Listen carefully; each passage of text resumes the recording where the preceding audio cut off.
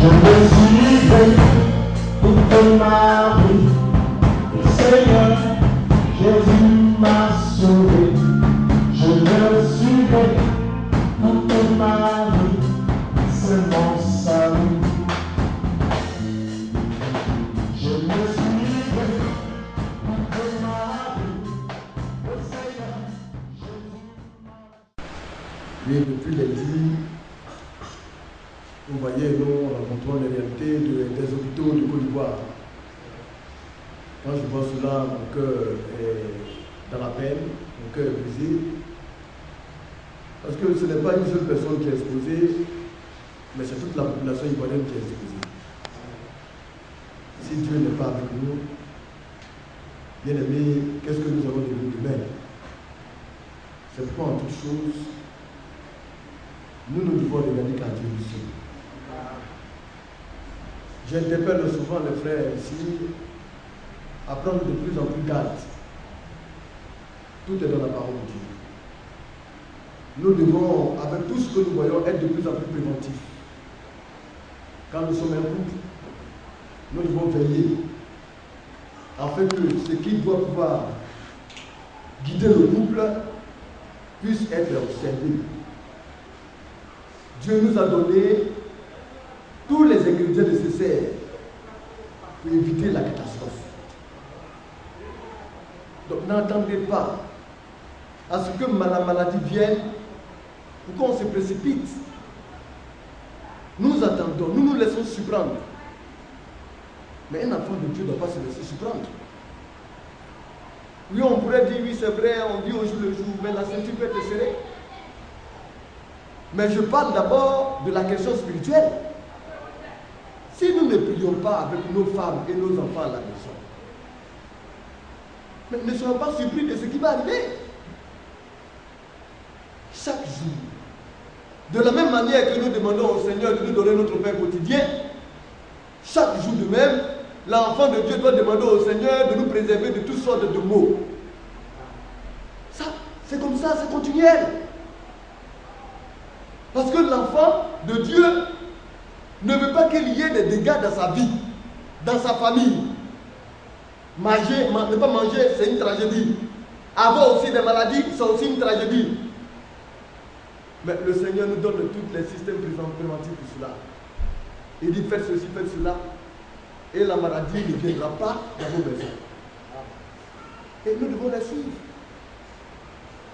C'est pourquoi les frères, les couples doivent pouvoir redoubler de courage, d'effort. Si tu as un enfant, chaque jour que tu dois prier, à cause de l'enfant même, lève-toi chaque jour et prie le Seigneur avant de faire quoi que ce soit.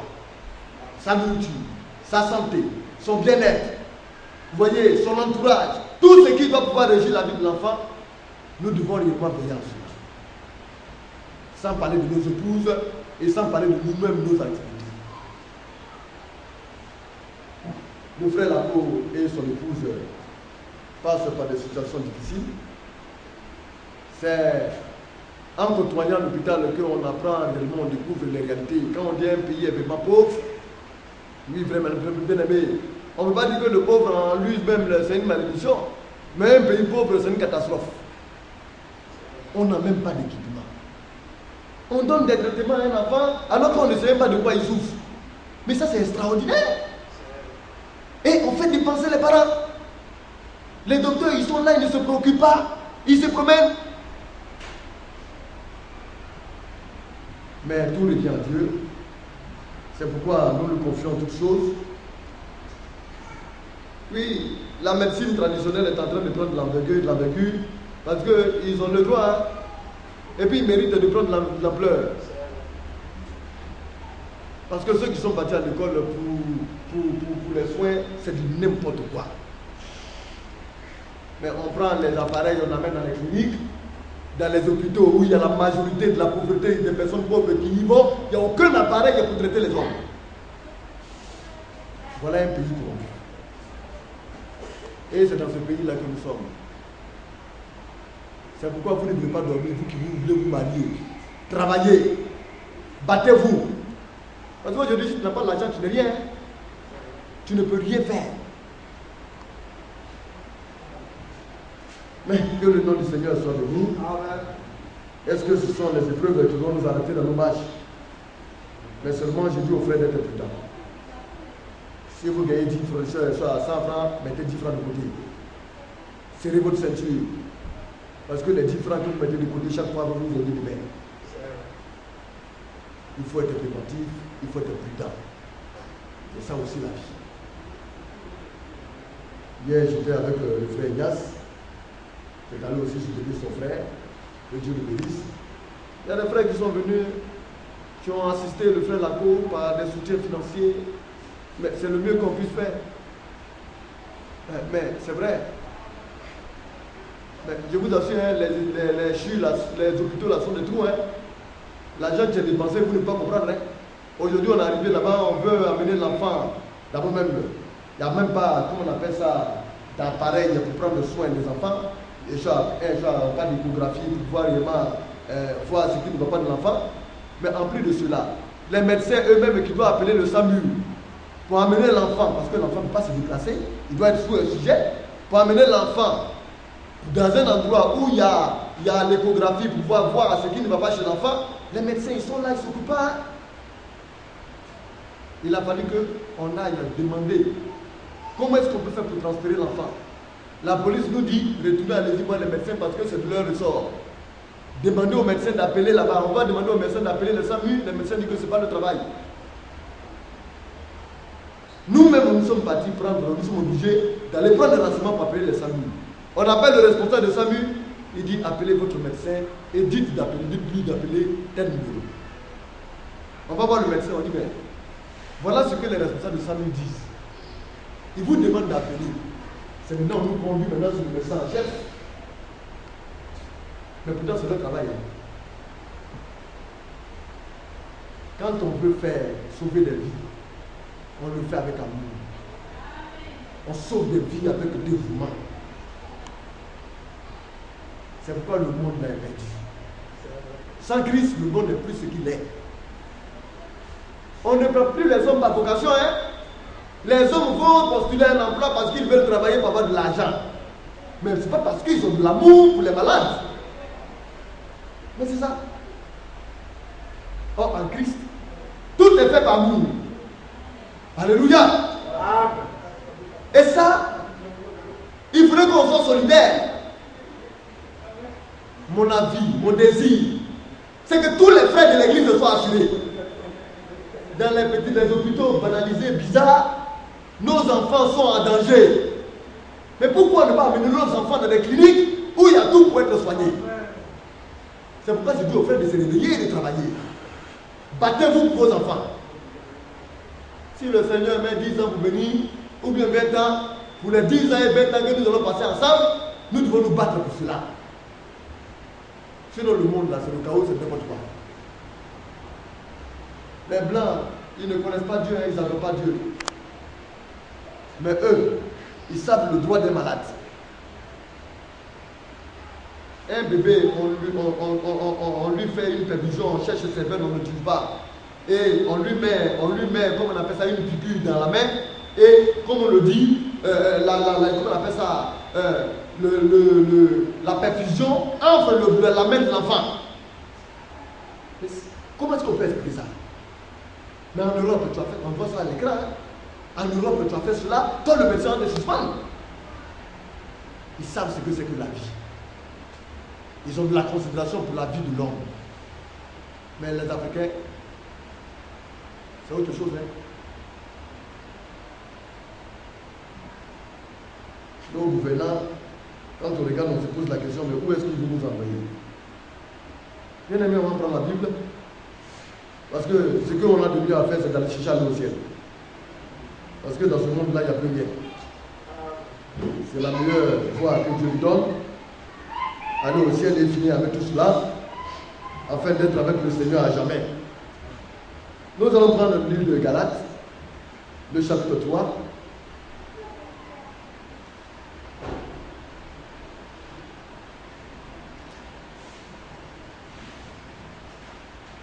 Nous allons lire à partir du verset 10. Alors nous étions en train de parler un peu du chemin jeté au tableau.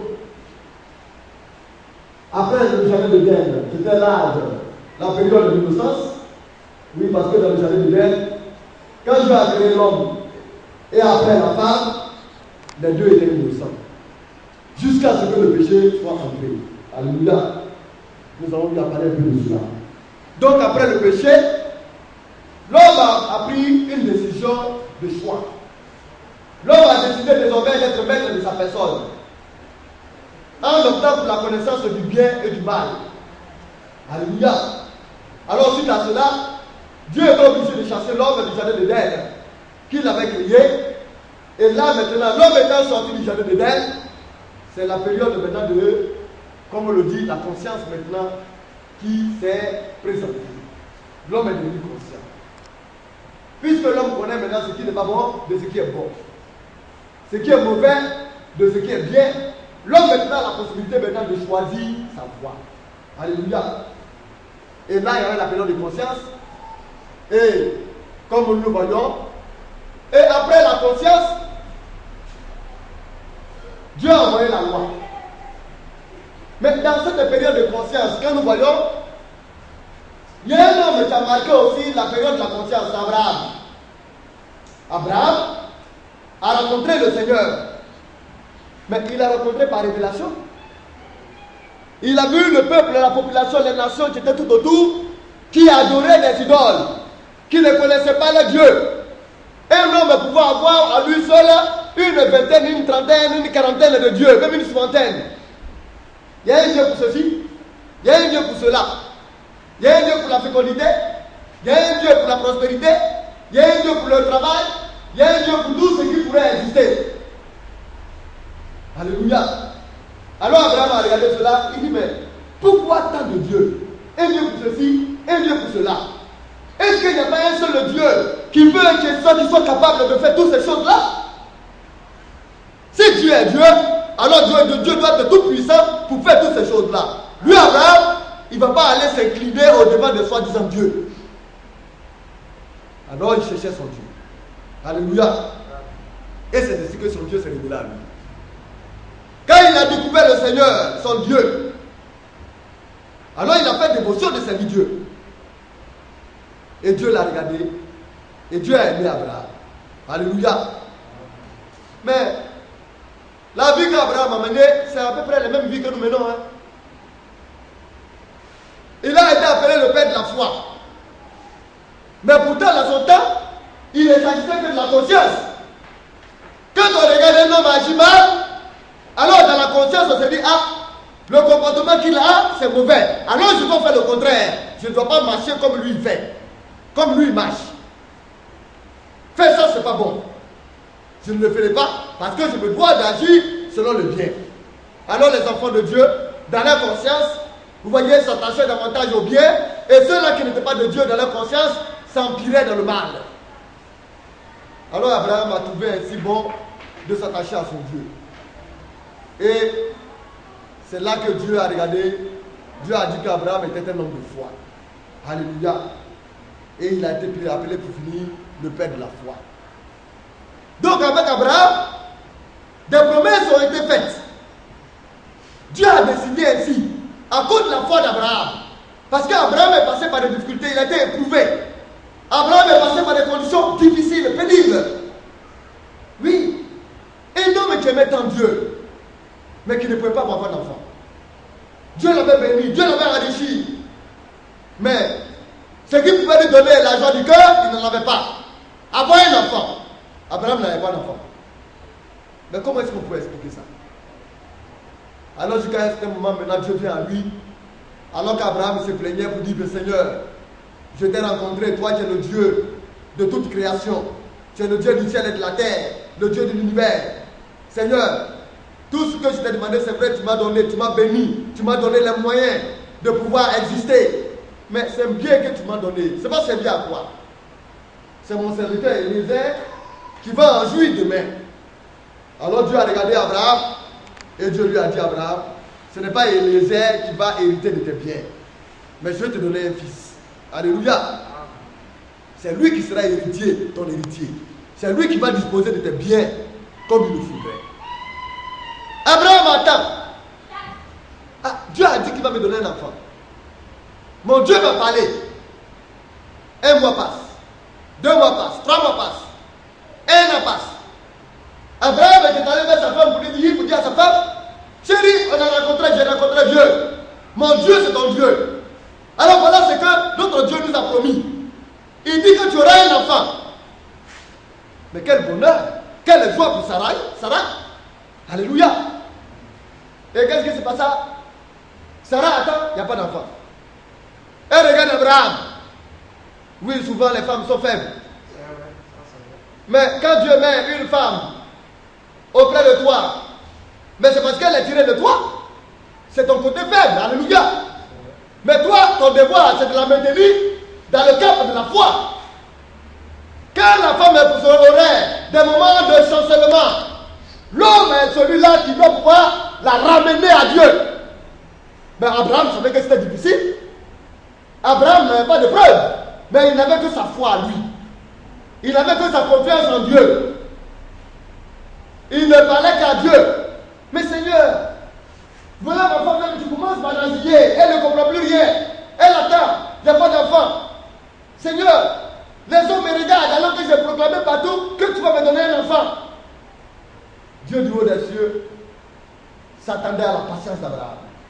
Ah non, Dieu dans sa patience, il va vous user. Vous allez attendre, vous allez attendre, vous allez attendre. Au moment où vous n'avez plus de force, c'est en ce moment que lui rentre en action. Pour montrer que lui, Dieu, ce qu'il dit, il réalise cela toujours. Alléluia. Et c'est ce qui s'est passé avec Abraham. Bien aimé, nous les chrétiens, souvent, nous aimons la facilité. Quand nous venons, nous lisons l'histoire d'Abraham, on dit, ah, non, Abraham, vraiment, c'est un homme. Non, Abraham, c'est le père de la foi. On parle. La parole sort facilement. C'est vrai. Oui, cela paraît facile. Mais quand on parle de 25 ans à attendre la promesse, bien aimé, il n'y avait plus rien d'autre qui était intéressé par Abraham. C'est son enfant. Comment il va avoir son enfant? Sa vie spirituelle est stable. Alléluia. L'amour de Dieu est, comme on le dit, sans embâille. Il a l'amour de Dieu. Il est constant dans son adoration. Il est équilibré de sa foi. C'est la promesse maintenant qu'il regardait. Alors la vie d'Abraham, par exemple, comme on le voit, a été jalonnée par cette attente de fils. Et 25 ans après, Dieu se souvient d'Abraham, un quart de siècle. Abraham était devenu un vieillard, 100 ans. Alléluia. Mais à 100 ans, on pourrait dire, mais comment pourra-t-il jouir réellement des avantages de son fils? Dieu n'est pas un homme. Mais l'homme est l'homme. Les pensées de l'homme ne sont pas les pensées de Dieu. C'est Dieu qui crée la joie. Et c'est le même Dieu qui donne le bonheur. Alléluia. Et quand Dieu te fait entrer dans le bonheur que tu vas ressentir en un an, il y a des hommes qui vont cumuler tous les bonheurs depuis leur existence, ils n'auront pas ça. Alors Dieu a regardé, il dit c'est lui qui fait les choses comme lui le désire. Quand on appartient à Dieu, notre vie ne nous appartient plus. C'est Dieu maintenant qui devient l'auteur et le propriétaire de notre vie. Et il incline où il veut et quand il veut. Alléluia. Mais Abraham dans sa faiblesse, nous avons vu que aussi il est tombé. Oui, Abraham est tombé. Mais le fait de tomber, est-ce que cela veut dire que tu n'aimes pas Dieu? Il ne suffit pas de tomber pour rester à terre où tu es tombé. Mais tu dois te relever et reprendre ta marche pour lui témoigner que tu l'aimes. Oui, Sarai, sa femme, a regardé Abraham et a dit Abraham, mais Dieu a dit qu'il va nous donner un enfant, mais depuis là l'enfant ne vient pas. Voilà ma servante, tu es une femme bien fraîche, bien jolie, mon esclave. L'enfant qu'elle va avoir, puisqu'elle est mon esclave, c'est mon enfant. Va vers elle et puis fais-moi un enfant. Est-ce que c'est ce que Dieu a dit à Abraham? Dieu dit sa femme Sarah va avoir un enfant de lui. Dieu n'a pas dit qu'il n'a qu'à prendre une esclave quelconque. Mais la chair a été affaiblie. Abraham, en voyant cela, a succombé, alléluia, à la proposition de sa femme. Et qu'est-ce qui s'est passé? Un fils est né, Ismaël. Mais aujourd'hui, la naissance de ce fils-là aujourd'hui est devenue un scandale mondial. Voilà les conséquences. Quand on ne va pas parfaitement dans la volonté parfaite de Dieu. Tout ce qu'un homme pourrait commettre en dehors du cadre de la parole de Dieu a des conséquences plus ou moins dans la vie de la société. Oui, eux là, ils sont comme des ânes sauvages. Hein. Dieu dit que eux là, personne ne pourra les dompter. C'est la prédiction qui a été donnée à Ismaël. Hein. Oui, il sera un grand roi. Des nations, des royaumes sortiront de lui. Mais il va errer de ça et là comme un âne sauvage. Alléluia. On ne peut pas le dompter. Mais aujourd'hui, regardez aujourd'hui dans le monde entier. Vous pensez qu'il y a un peuple qui fait aussi peur que les musulmans? Il n'y en a pas. Hein? Eux là, tu as affaire avec eux. C'est la loi de ta lion. Ils ne sont pas contents de toi. Demain, on vient, on met une petite bombe dans ta petite maison. Et puis toute ta maison disparaît. Et pour eux, ils l'ont fait au nom d'Allah. Alléluia. Les musulmans extrémistes. Mais le mensonge continue de couler. Quand aujourd'hui on attend, ils ne se gênent même pas. Et puis ils prennent le haut fort. Ce qui est écrit dans la Torah, ce qui est écrit dans la Bible, alléluia. Ils ne tiennent même plus compte de cela, ils ont écrit leur livre à eux. Ils disent que le fils de la promesse là, c'est Ismaël. Mais ce n'est pas Ismaël. Ismaël a été chassé avec Agar, sa maman. Alléluia. Abraham ne lui a presque rien donné. Il est parti se débrouiller. Tout l'héritage d'Abraham, c'est Isaac qui l'a obtenu. Et la Bible est claire. Mais où ont-ils enlevé leur récit? Voilà encore des intellectuels, des hommes hautement connus, mais qui mentent aux yeux du monde entier. Et personne n'ose dire qu'eux, ils mentent. C'est ça le mensonge, la perversion de la parole de Dieu. Et ça, comme le frère Elias le chante souvent selon le cantique de l'Ifoko du ciel, alléluia, c'est cela le grand banditisme. Pervertir la parole de Dieu. Mais quand on te donne une parole pervertie, mais cette parole-là, on fait de toi quoi? Un extrémiste dangereux, un bandit. Parce que le diable, c'est un bandit. Il exproprie les autres, il vole leur héritage et il en fait ce qu'il veut. Aujourd'hui, nous sommes là parce que le diable a volé notre héritage. Alléluia. Notre héritage, là, c'est ça. C'est dans l'éternité, dans le jardin d'Éden. Alléluia. Mais Satan nous a fait sortir de l'éternité. C'est fini. Il a dit vous allez mourir. Il a blagué. Il a trompé Ève. À partir de Ève, le péché est entré. Alors la conscience est venue. Alléluia. Et après la conscience, 400 ans plus tard, la loi. Alléluia. La loi est venue par Moïse. Et c'est ce que nous allons essayer un peu de lire dans le livre de Galates. Galates chapitre 3, le verset 10. Car tous ceux qui s'attachent aux œuvres de la loi sont sous la malédiction. Oui, c'est ce que le Seigneur dit. Hein? Il y a les œuvres de la loi. Et les œuvres de la loi sont claires. De ta propre force. Selon tes propres capacités. Alléluia. Si tu arrives à vivre selon la loi, alors c'est la grâce de Dieu pour toi. Mais si tu en fais une seule lettre de la loi, alors tu entres automatiquement sous la malédiction. Voilà le défi que Satan a lancé. Mais qui peut vivre toute la loi? Toute la loi. Qui peut dire qu'il n'y a pas de péché? Mais c'est le péché qui nous a fait sortir de l'éternité. Tous nous sommes pécheurs. Quand tu nais, le péché s'attache à toi. C'est comme un parfum. Mais tous nous sommes pécheurs. Alléluia. Et comme Satan sait, aucun homme ne peut vivre la loi. En d'autres termes, si nous ne pouvons pas vivre la loi, cela veut dire quoi? Que nous sommes tous sur le jour de la malédiction. Alors nous étions maudits. L'espèce humaine était maudite. Parce que personne ne pouvait y arriver. Alléluia. Car il est écrit, maudit est qui est maudit soit, maudit est. Quiconque ne change pas, tout tout ce qui est écrit dans le livre de la loi. Maudit.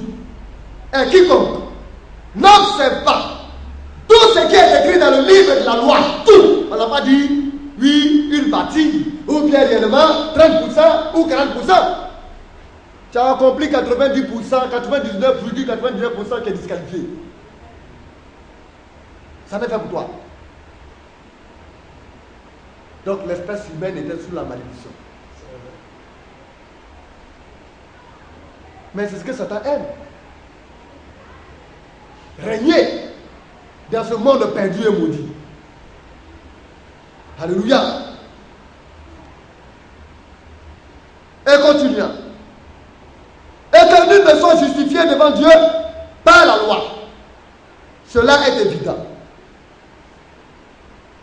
Puisqu'il est dit, le juste vivra par la foi. Or, la loi ne précède pas de la foi. Quand on dit le juste vivra par la foi, mais la loi là, ne précède pas de la foi. Hein. Mais la loi dit que tu es dedans ou tu es dehors. Or, la foi veut dire quoi? Que tu t'agrippes sur quelque chose sur laquelle tu t'appuies pour pouvoir réellement y arriver. La foi a un support. Or, la loi, alléluia, est sans sentiment. Oh, bien aimé. Mais elle dit, celui qui mettra ces choses en pratique vivra par elle. Ça, c'est la loi. Christ nous a rachetés de la malédiction de la loi. Oui, voilà le rôle de Christ. Mais la promesse est partie depuis Abraham. Hein? Depuis Abraham.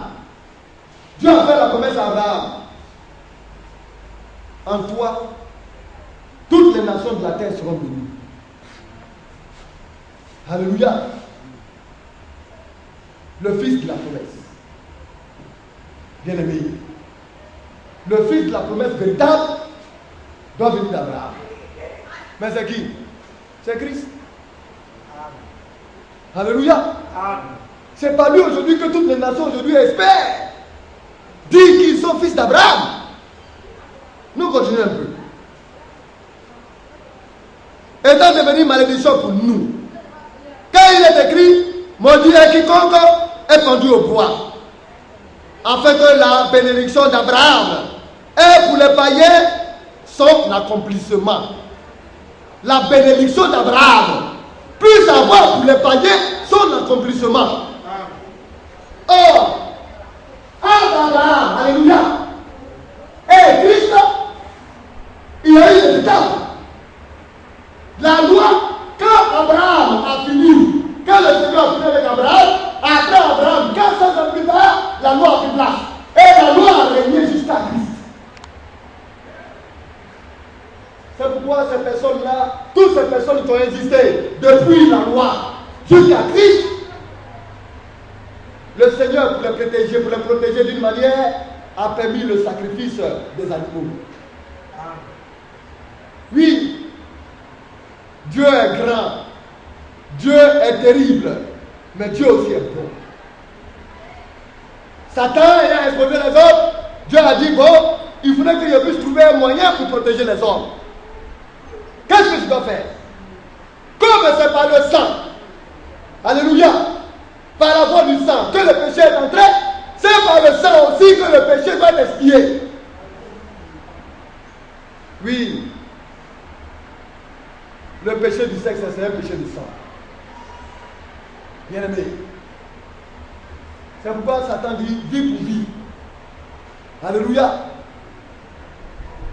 Il faut donner un homme en qui il n'y a point de fraude pour pouvoir réellement racheter les autres.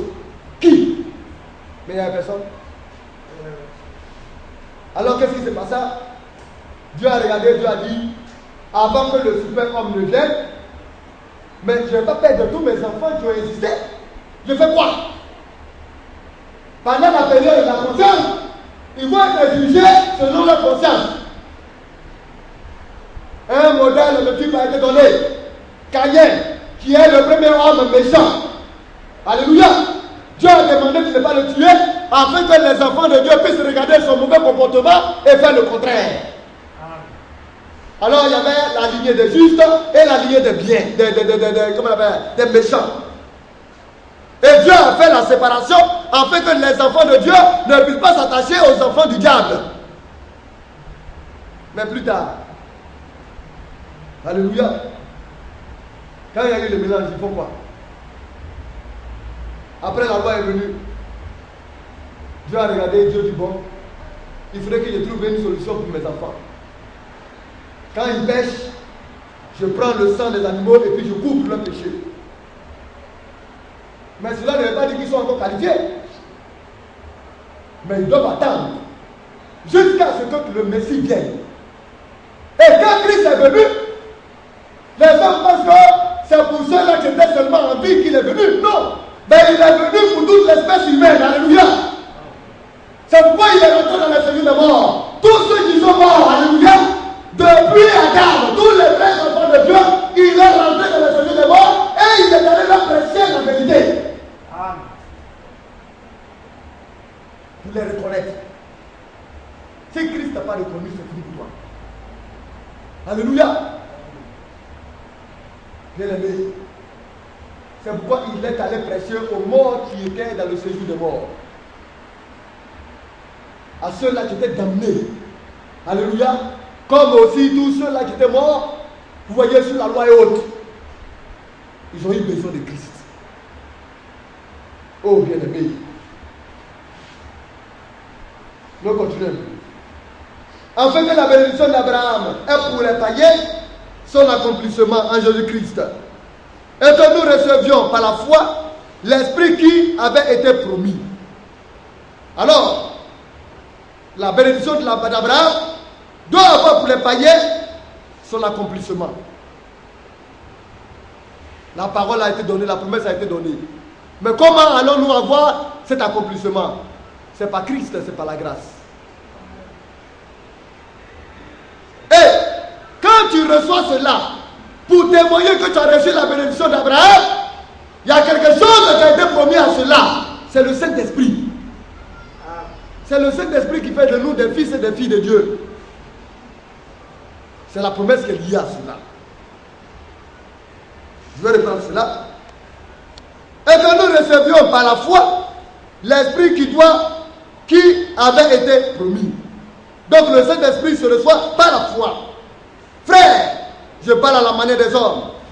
Un testament en bonne due forme, un testament en bonne forme, bien que fait par un homme, n'est annulé par personne et personne n'y ajoute. Et c'est là maintenant que le diable encore se dit, le testament qui a été donné, on ne doit pas l'annuler parce que c'est un testament, mais on ne doit pas ajouter quelque chose. Mais notre testament c'est quoi? C'est la parole de Dieu. C'est la doctrine. Mais pourquoi est-ce que des hommes encore viennent y ajouter quelque chose? Pourquoi est-ce que des hommes viennent y retrancher quelque chose? Ça devient dangereux. Eux-mêmes, ils annulent le testament. Parce qu'un testament qui a été falsifié n'est pas un testament original. Christ a donné son testament. Vous ne pouvez pas dire que Dieu a donné le testament par le canal de Christ. On n'a pas à ajouter, on n'a pas à retrancher. Mais nous devons garder le testament tel qu'il est. Alléluia. Or, les promesses ont été faites à Abraham depuis l'avènement de la confiance. Les promesses de Dieu ont été données. Et à sa descendance. Alléluia. Et aujourd'hui, nous pouvons dire que nous jouissons des promesses de Dieu faites à Abraham. Mais ces promesses-là ont traversé la loi. Mais à un moment donné, la loi rendrait ces promesses-là, comme on le dit, inefficaces. Parce que Dieu a fait des promesses à Abraham. Voilà la loi qui arrive.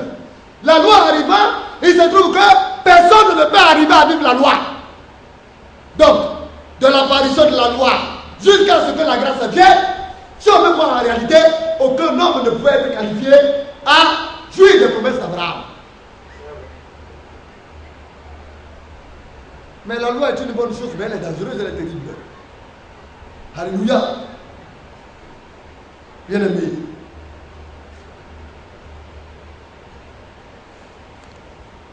Oh, la promesse les promesses ont été faites à Abraham et à sa descendance.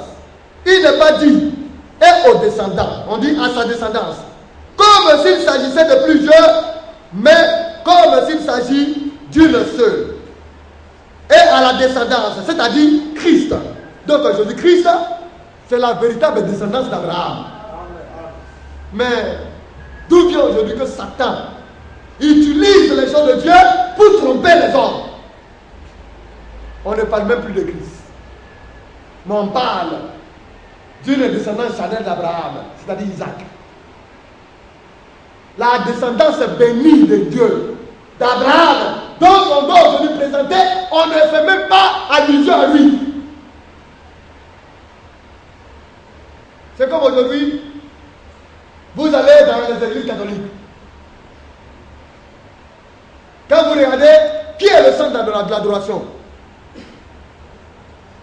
vous allez trouver toutes sortes de statues de Marie. Des petites, des moyennes, des grandes. Alléluia. Tout est placé. Vous pouvez trouver dans certaines églises plus d'une quinzaine, une vingtaine de statues de Marie avec une seule statue de Jésus-Christ. Ça vous dit, l'esprit de déesse est toujours là.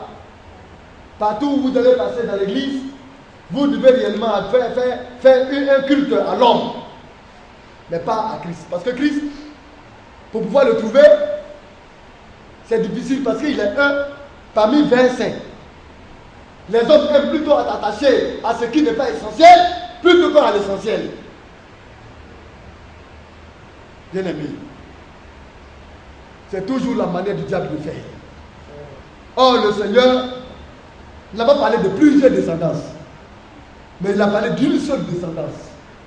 Et cette descendance-là, alléluia, devait passer par Isaac et faire naître l'État d'Israël, les 12 tribus d'Israël. Alléluia. Et à partir des tribus d'Israël, la loi est venue. Et à partir de la loi, celui-là qui devait maintenant venir pour accomplir la loi, devait venir en faire réellement de mettre un terme à la malédiction. Parce que la loi doit être accomplie. Mais c'est parce que l'homme a transgressé la loi depuis le départ que c'est devenu une malédiction. Dieu a donné des règles à Adam. Dieu a dit à Adam, tu ne feras pas ceci, tu ne feras pas cela. Mais Adam a enfreint à cela. Bien aimé. Alors il a fallu quelqu'un, un super homme pour accomplir toute la loi. Nous continuons un peu. Voici ce que je veux dire. Un testament que Dieu, le verset 17, a confirmé antérieurement ne peut pas être annulé. Ce n'est pas possible, frère. Or, le testament, Dieu l'a déjà confirmé depuis Abraham. C'est du testament d'Abraham qu'il s'agit. Alléluia. La promesse est faite à Abraham. Dieu a décidé de donner telle chose à Abraham, à sa descendance. Alléluia. Et à partir de lui, toutes les nations de la terre seront bénies. On dit toutes les nations de la terre. Mais quand on regarde la réalité, c'est de qui aujourd'hui toutes les nations de la terre commencent à être bénies? C'est qui? Mais Mahomet, les musulmans ne sont pas sur toute la terre. Il y a des endroits là où même l'islam n'est jamais arrivé. Alléluia. Mahomet ne peut pas être celui-là réellement par lequel toutes les nations vont être bénies. Ce n'est pas possible. Mais Christ, le parfum de Christ a embrasé le monde entier. Christ est reconnu par tout le monde. Tous les livres saints parlent de Christ. Alléluia. Il est le fils promis. La descendance promise d'Abraham.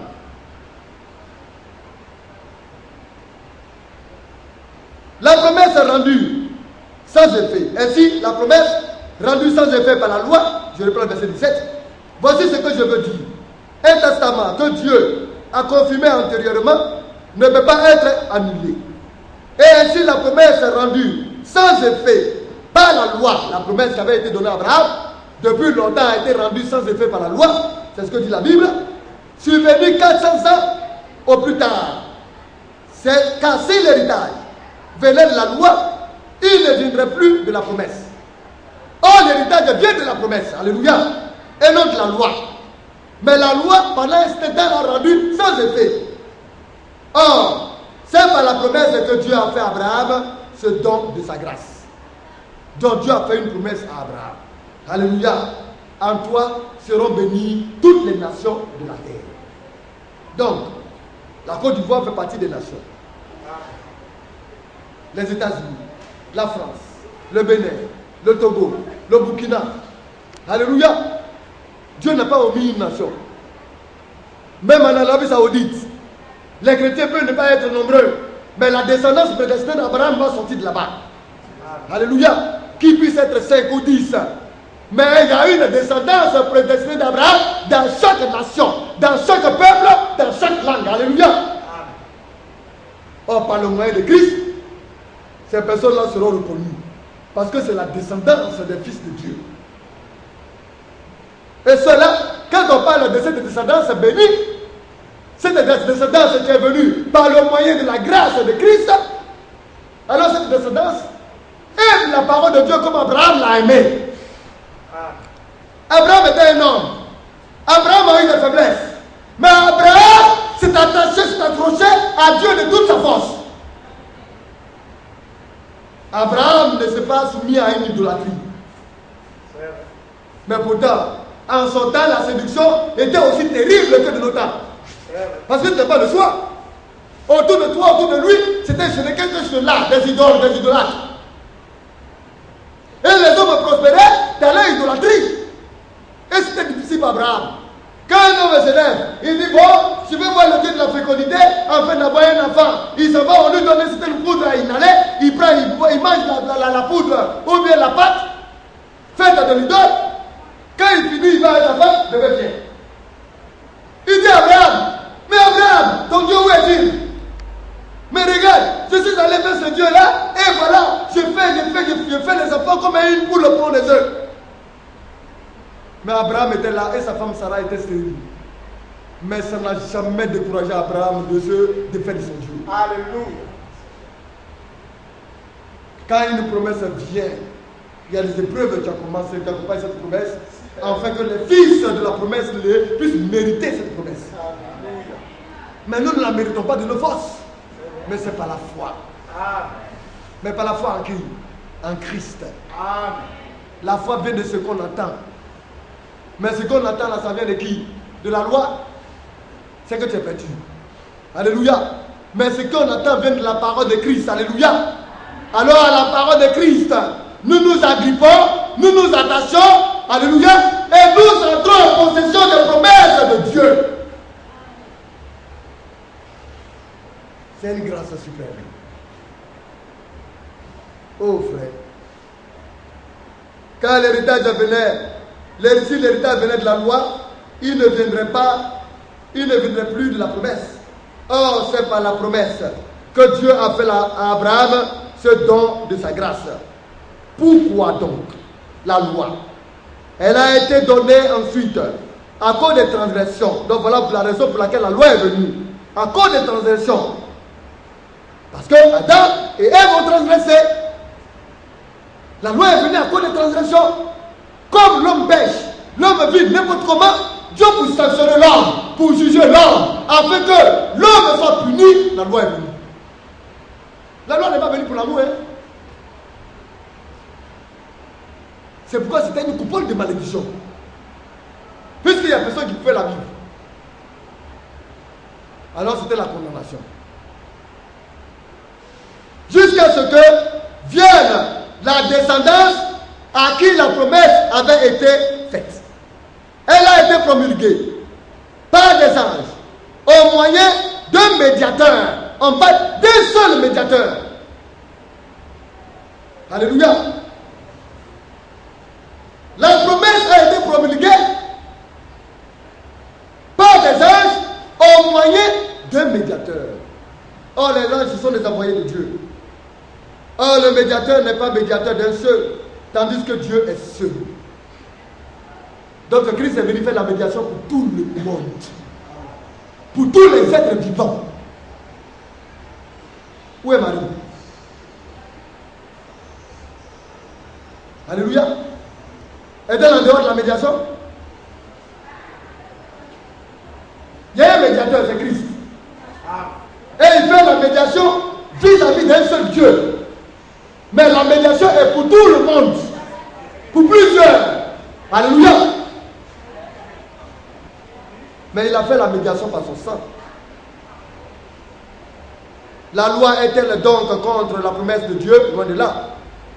Si elle avait été donnée, s'il avait été donné une loi qui puisse procurer la vie, la justice viendrait réellement de la loi. Mais l'Écriture a tout renfermé sous le péché, afin que ce qui avait été promis soit donné par la foi en Jésus-Christ à ceux qui croient. Alléluia. Avant que la loi, la foi vienne, nous étions enfermés sous la garde de la loi, en vue de la loi, de la foi qui devait être révélée. Ainsi, la loi a été comme un précepteur, en d'autres termes un pédagogue. Alléluia. La loi était un instructeur. La loi nous faisait voir ce qui allait venir. Alléluia. Ainsi, la loi a été comme un précepteur pour nous conduire à Christ, afin que nous soyons justifiés par la foi. Donc le chemin que la loi a emprunté, c'était tout droit vers Christ. La loi a cherché. On a lu dans le livre d'Apocalypse chapitre 5. Qui est celui-là qui était capable réellement de prendre le livre, alléluia, et d'en ouvrir les 7 sceaux? Mais il n'y avait personne.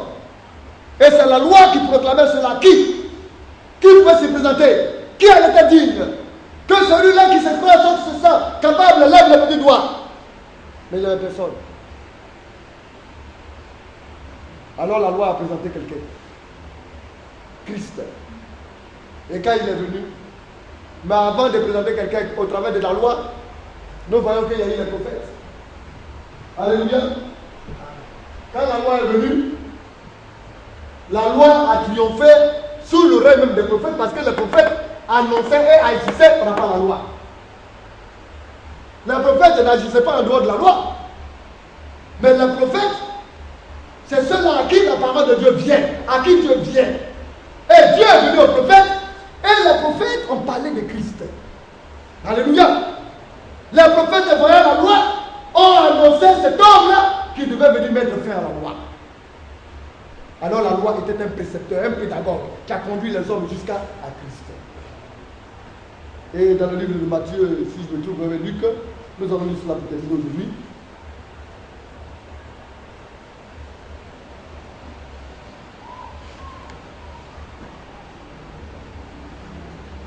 Matthieu 7, le verset 12. Si le Seigneur blessé, nous lire cela. Et puis nous allons prier pour terminer.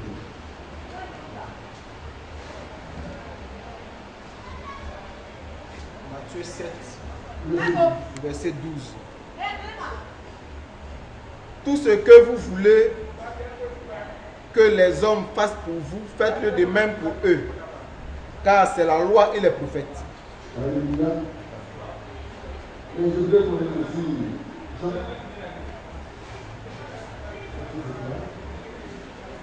Jean chapitre 1. Jean 1, le verset 17. Car la loi a été donnée par Moïse. La loi ici est venue par Moïse, oui. La grâce et la vérité sont venues par Jésus-Christ. Alors, la grâce et la vérité sont venues par Jésus-Christ. Vous voyez, la loi a été donnée par Moïse, mais dans cette même loi-là, Dieu a parlé d'un prophète qui viendrait. Celui-là qui ne l'écouterait pas sera retranché. On parlait de Christ. Donc Moïse a annoncé Christ. Et par Moïse, tous les prophètes qui ont existé, qui sont venus, ont parlé de Christ. Et la loi a conduit toutes ces personnes-là jusqu'à Christ. Alléluia.